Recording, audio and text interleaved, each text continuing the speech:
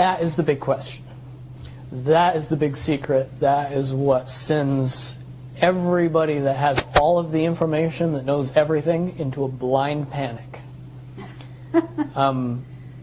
The people that know everything about Looking Glass, that have gotten all the reports and all the information, the elites of the world, probably figured out that that was the end of the game, and nothing could be manipulated beyond that point. They cannot go beyond a certain point. At a certain point, after they're done hearing the computer tell them this is what's going to happen over and over and over and over again,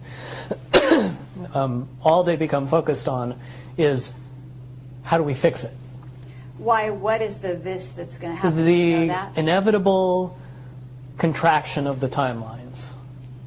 But what does that mean for this reality? Do you know that? I don't know that. What I do know is that I was called in and asked to solve this problem, this timeline contraction problem. And I eventually did my due diligence and did all the investigating, and basically only had one piece of information, and that was reinforcement. The computer's right. The timelines will contract down to some inevitable thing that you guys won't tell me about, so I can't help you. There is an inevitable event.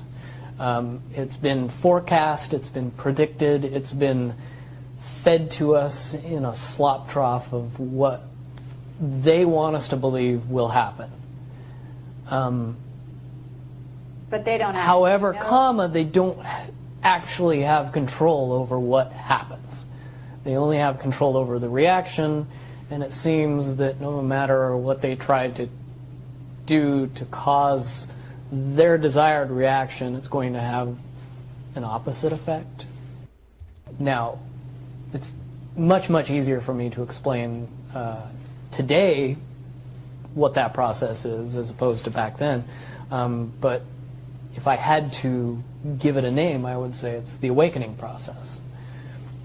It's an evolution of consciousness that cannot, will not, and no matter what decisions or possibilities are injected into the equation, eventually it all resolves down to us all learning the truth and becoming aware of this massive dam of lies that has been built that keep us from knowing massive volume of information that we should otherwise possess. Because they would lose control. Because that information was of a monumental concern when I was in the military about how to prevent this inevitability. Now, at first I thought it was end of the world. Now I see end of the world as end of their world. Any attempts to try to go away from this one inevitable conclusion, I again see as a new beginning, an end of this reality, the beginning of something that we can't even possibly understand based on the level of our beliefs currently. But when all that information comes flooding out, there's going to be no denying what's true and what's a lie or what's illusion. We won't have the choice to believe that 9/11 happened because of a bunch of terrorists, because we'll know exactly what's happened.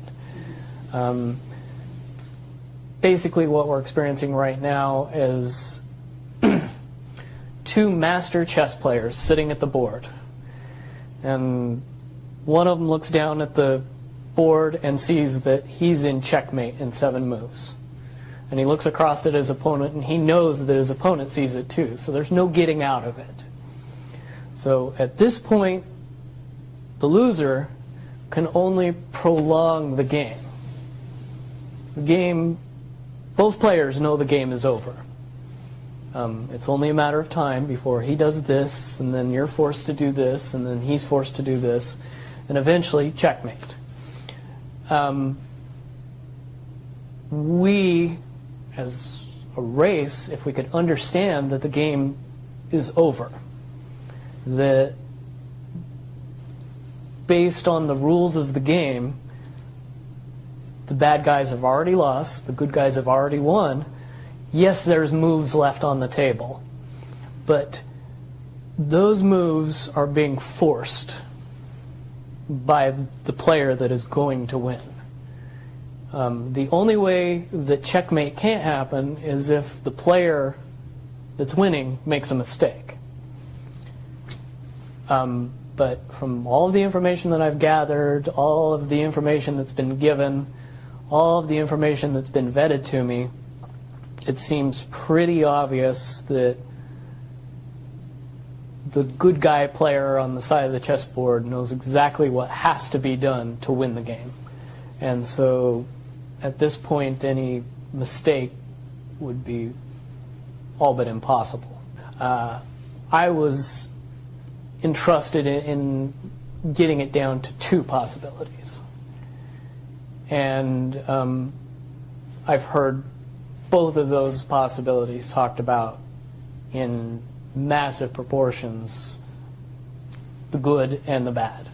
Okay, do you want to talk, so can you in one sentence say what the good was and the bad was, or are you able to do that? To most easily put it to people, I suppose. One scenario is what most people would understand to be ascension, or an evolution of consciousness that brings us out of the cocoon and turns us into a butterfly. Timeline 2 is some kind of major global catastrophe that drives most of us underground and leaves a few of us on top to fend for ourselves. Can you explain why they have been hedging their bets to such a degree on the negative? It's very simple. They're insane. And beyond insane, they have literally deluded themselves into believing that they can somehow manage to get away with what they're trying to get away with. There is a distinct lack of reality in that thinking.